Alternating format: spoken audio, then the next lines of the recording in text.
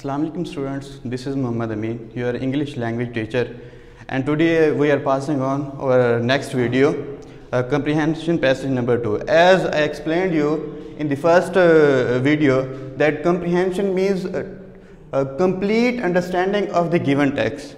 Comprehension का मतलब होता है किसी भी दिए गए टेक्स्ट पैसेज की मुकम्मल अंडरस्टैंडिंग, इस तरह अंडरस्टैंडिंग कि आप उसके बाद नीचे दिए गए सवालात के जवाब देने के काबिल हों।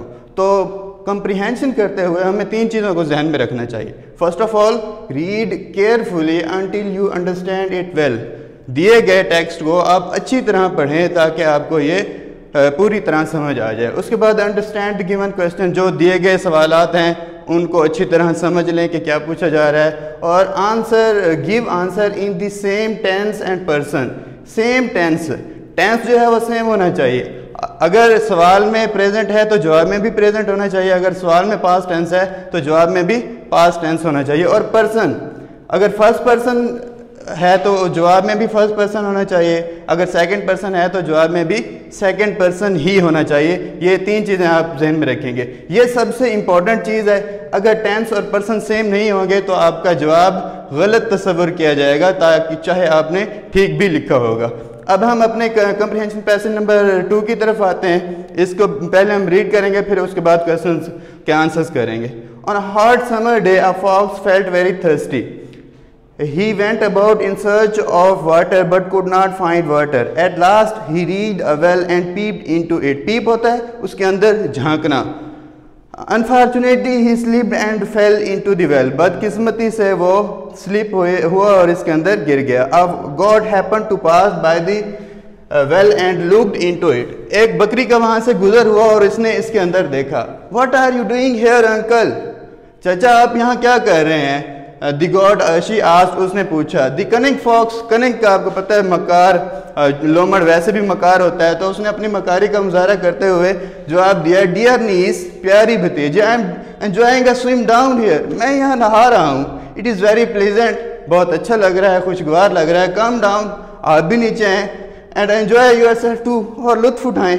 दी goat was also thirsty, she jumped into the well, चूँकि वो प्यासी थी इसलिए उसने कुएं में छलांग लगा दी, और दूसरा उसको ये करने के लिए लोमड़ ने कहा था।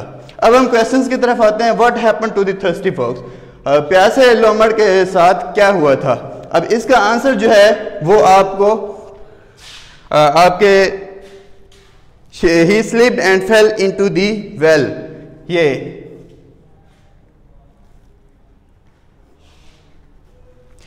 ये ही slipped and fell into the well. तो हम ही की जगह आप दी फॉक्स भी लिख सकते हैं और ही भी चल सकता है, तो यह आ जाएगा ही slipped and fell into the well. वो स्लिप हुआ और वो फिसला और कुएं के अंदर गिर गया। अब हम सेकंड के क्वेश्चन की तरफ आते हैं। Who passed by the well just then. अब हु जो है वो किसी का नाम पूछा जा रहा है, साफ जाहिर है, तो वहां से कौन गुजरा था, तो हम हु को काट कर उसकी जगह लिख देंगे दी गोट, बकरी का वहां से गुजर हुआ था। थर्ड क्वेश्चन है, what did the goat do, बकरी ने क्या किया? She looked into the well, उसने जो है वो लुक्ड इनटू इट की जगह हम जो है वो वेल लिखेंगे। She looked into the well, या आप द गोट भी लिख सकते हैं, the goat looked into the well, या she looked into the well. अब फोर्थ क्वेश्चन की तरफ आते हैं। व्हाट डिड द गोट से टू फॉक्स, बकरी ने लोमड़ से क्या कहा? अब जो है ये what are you doing here uncle, ये आ गया जी।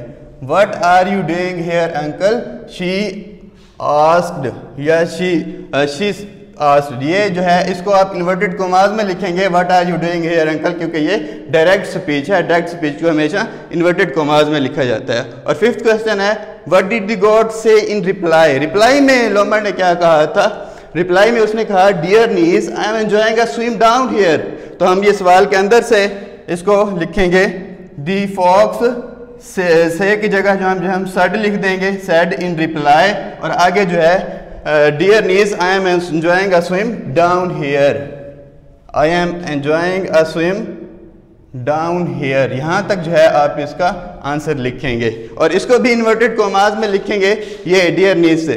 Dear I am enjoying a swim down here, क्योंकि ये भी डायरेक्ट स्पीच है और इसको हम हमेशा इन्वर्टेड कॉमास अगर नहीं लगाएंगे तो आपका 1 नंबर डिडक्ट हो जाएगा।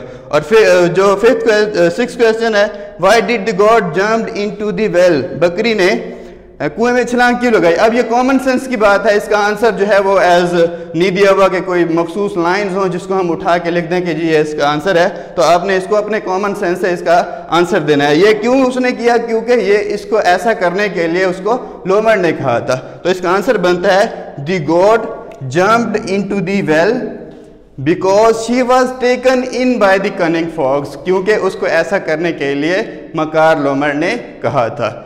ये जो है आपने इसकी प्रैक्टिस असाइनमेंट आपकी ये है कि आपने प्रैक्टिस करनी है इसके कंप्रीहेंशन पैसेज नंबर 2 के सवालों के जवाब ढूंढने की। शुक्रिया।